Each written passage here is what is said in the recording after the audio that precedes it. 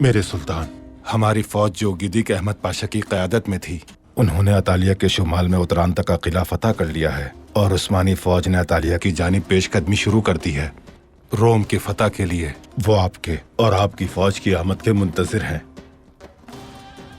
آپ کا پہلا ہدف استنبول تھا، اسے فتح کیا اور فاتح قرار پائے۔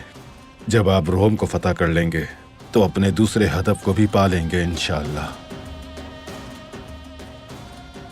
ہماری اصل منزل فرمان الہی کے مطابق پوری دنیا ہے عیسیٰ صاحب۔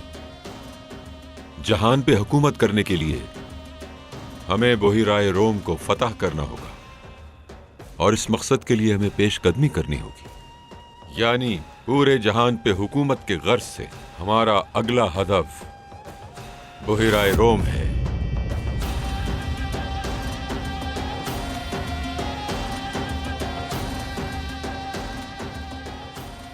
مگر اس کام کے لیے ہمیں کسی بہادر کی ضرورت ہے۔ عیسیٰ صاحب وہ شخص بہت پہلے ہی تلاش کر چکا ہوں میں۔